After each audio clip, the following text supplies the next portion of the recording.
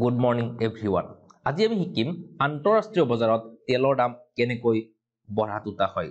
এই ভিডিঅটো কোনো ৰাজনৈতিক পক্ষপাতিত্বৰে বনোৱা হোৱা নাই, বৰঞ্চ সম্পূৰ্ণ দিশ চালি জাৰি চাই এক বিশ্লেষণাত্মক ৰূপ দিবলৈহে চেষ্টা কৰা হৈছে।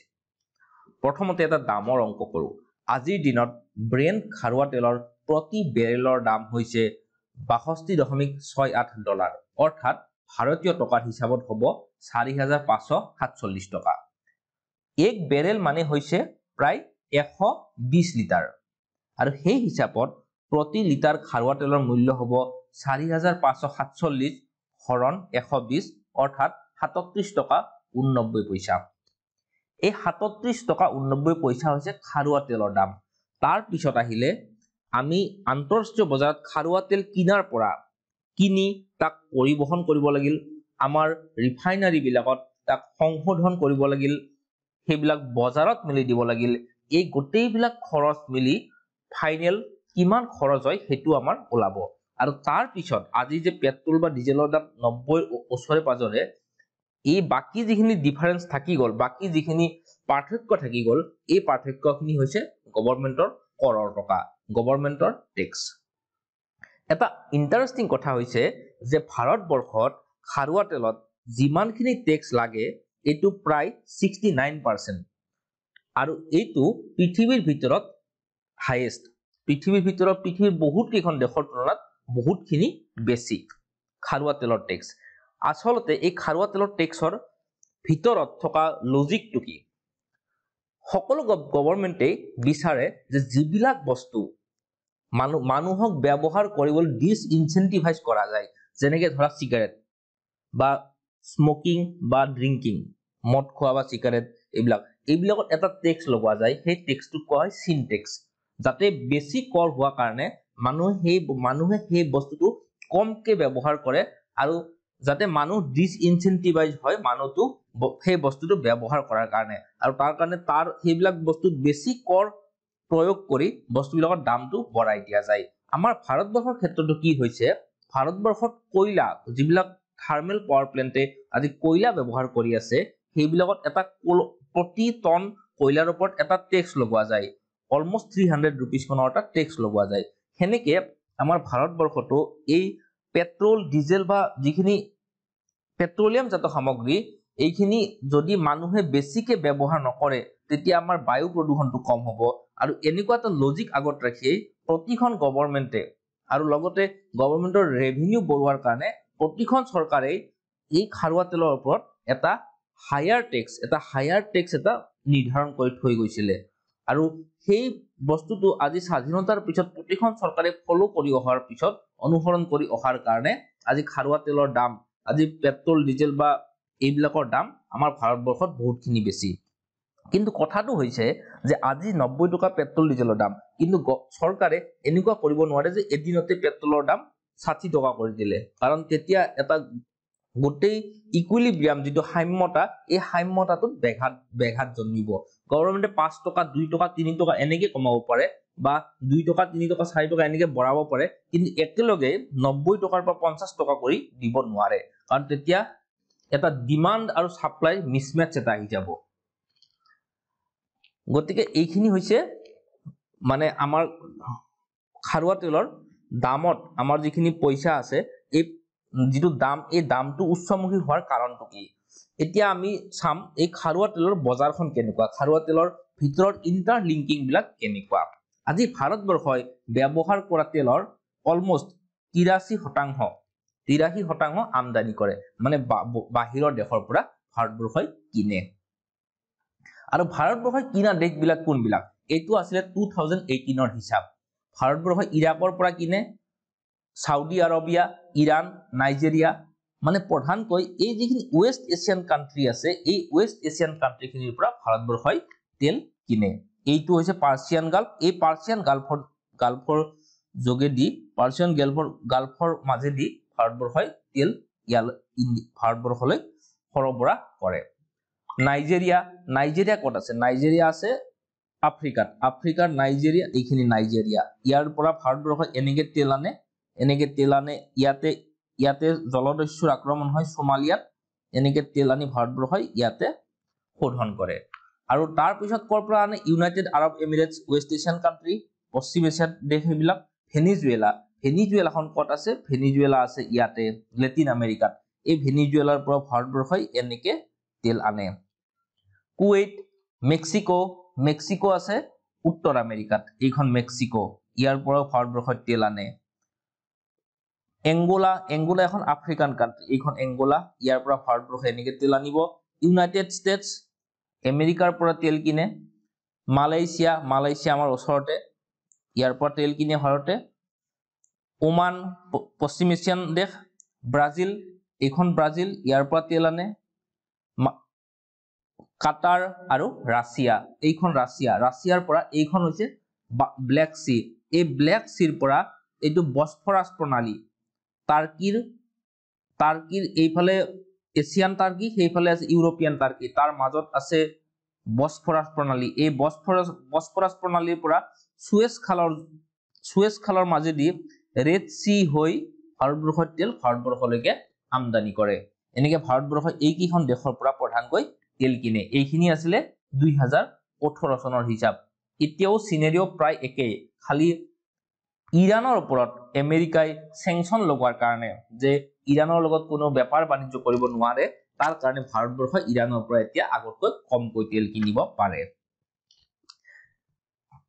এতিয়া আহিছো এই ভাৰতবৰ্ষৰ কাৰণে তেলৰ দাম কেনেদৰে নিৰ্ধাৰণ কৰে আমি যে আজি এটা বাক্য পাও যে আন্তঃৰাষ্ট্ৰীয় বজাৰত তেলৰ দাম প্ৰতি বেৰেলত $63.26 এনেকুৱা এটা বাক্য পাও এই বাক্যটোৰ অৰ্থটো হৈছে যে আন্তঃৰাষ্ট্ৰীয় বজাৰত আসলতে ব্ৰেণ্ট ক্ৰুডৰ দাম $63.26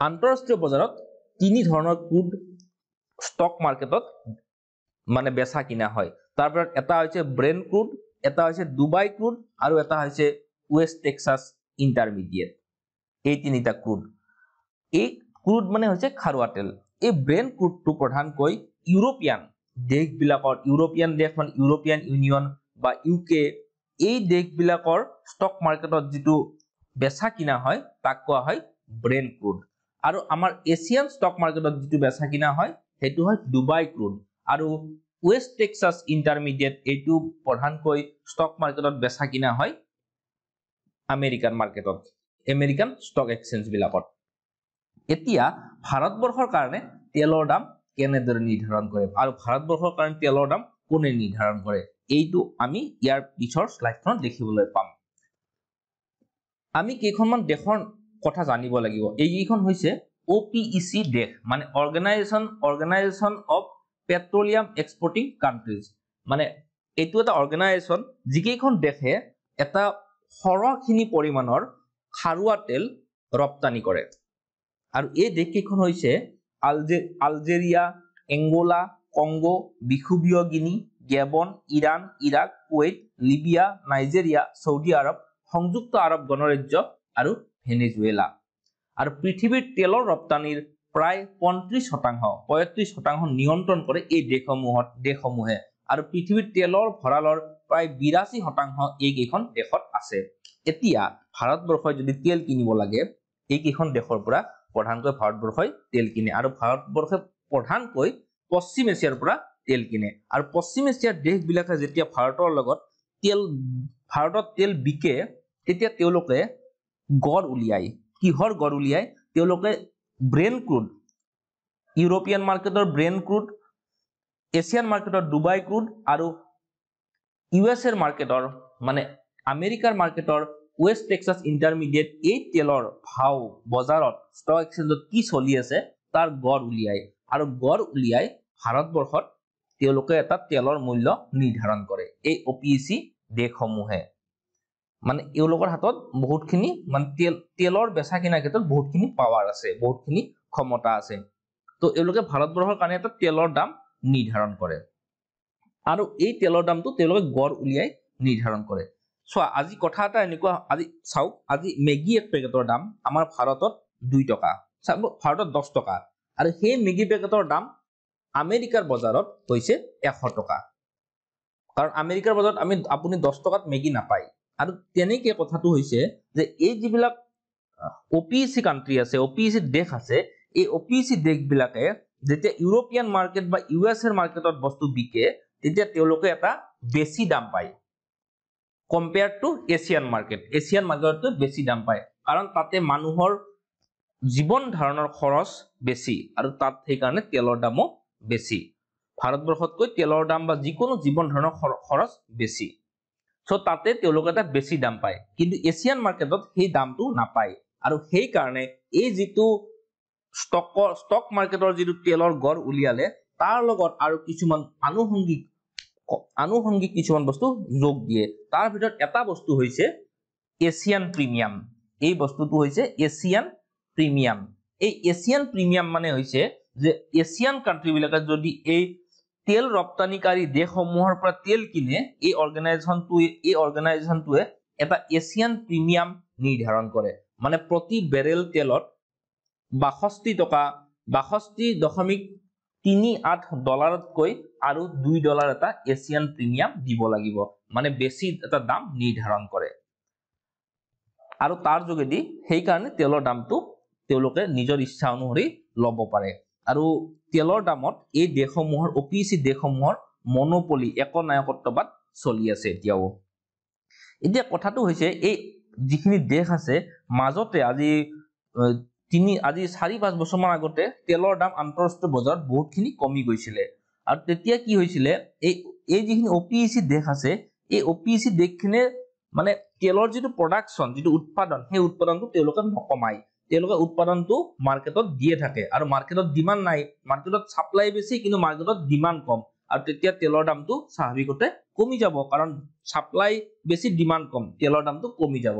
তেতিয়া কি কৰে এই OPEC দেশসমূহে কি কৰে তেওঁলোকৰ উৎপাদনটো কমাই দিয়ে, তেওঁলোকে নিজৰ মাজত আলোচনা কৰি উৎপাদনটো কমাই দিয়ে। আৰু ফলত কি হয় যে সাপ্লাইটো কমি যায়, ডিমান্ডটো বাঢ়ি থাকে, ফলত তেলৰ দামটো বাঢ়ি যায়। আৰু তেওঁলোকে তেলৰ এনেকে প্ৰডাকশ্যন কাট কৰাৰ ফলত মানে পৃথিৱী জুৰি তেলৰ দামটো বাঢ়ি যায় আৰু ভাৰতবৰ্ষত তেতিয়া ভুক্তভোগী হ'ব লগা হয়। OPEC লগতে যিখিনি OPEC দেশ আছে তাৰ লগত আৰু 10খনমান দেশ যোগ দি এটা OPEC প্লাছ বুলি গ্ৰুপিং এটাও আছে। এই 10খন দেশত প্ৰধানকৈ আছে ৰাছিয়া। ৰাছিয়া এখন বহুত ডাঙৰ তেল উৎপাদনকাৰী ৰাষ্ট্ৰ, মেক্সিকো, কাজাখস্তান, আজাৰবাইজান আদি দেশবিলাক।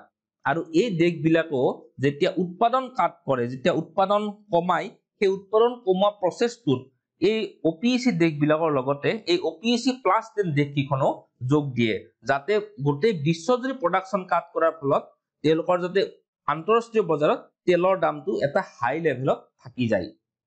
আৰু আজি বৰ্তমান সময়ত যিখিনি আজি ভাৰত আৰু চীন হৈছে, ভাৰত আৰু চীনে পৃথিৱীৰ গোটেই তেল ইম্পৰ্টৰ মানে পৃথিৱীৰ যদি যিমান তেল বিক্ৰী হয় তাৰ 17% তেল ভাৰত আৰু চীনে কিনে।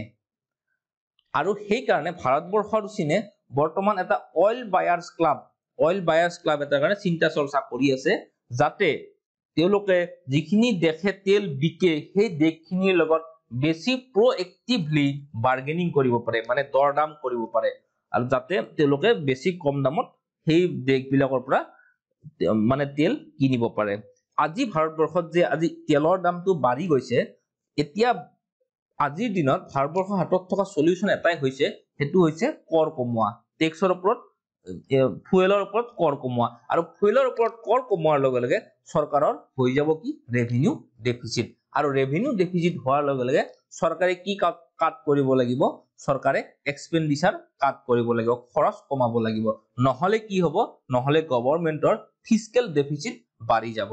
আৰু কোনো চৰকাৰে নিবিচাৰে যে তেওঁলোকৰ ফিস্কেল ডেফিচিট বাঢ়ি যাওক, আৰু ফিস্কেল ডেফিচিট যদি বাঢ়ি যায় তেনেহলে গভৰ্ণমেন্টৰ ডেট সাৰ্ভিসিং কেপাসিটিটো কমি যাব, আৰু ডেট সাৰ্ভিসিং কেপাসিটিটো যদি কমি যায় তেতিয়া দেশখনৰ সভৰেন ক্ৰেডিট ৰেটিংটো কমি যাব, ফলত বহুতখিনি আনুষংগিক কথাবাৰ্তা তাৰ লগত জড়িত হৈ আছে। আৰু সেই কাৰণে গভৰ্ণমেন্টৰ টেক্সটো বহুত বেছি কমাব নিবিচাৰে।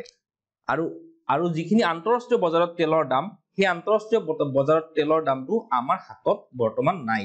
এইখিনি আমাৰ হাতত বৰ্তমান যেটো অইল বায়াৰ্স ক্লাব নাই আৰু অইল বায়াৰ্স ক্লাবৰ যোগেদি আমি বেছি দৰদাম কৰিব নোৱাৰো আমাৰ হাতত সেই বস্তুটো নাই আৰু গভৰ্ণমেন্টৰ হাতত থকা একমাত্ৰ সলিউশন হৈছে টেক্স কমোৱা আৰু যেটো গভৰ্ণমেন্টে কৰিব নিবিচাৰে থ্যাংক ইউ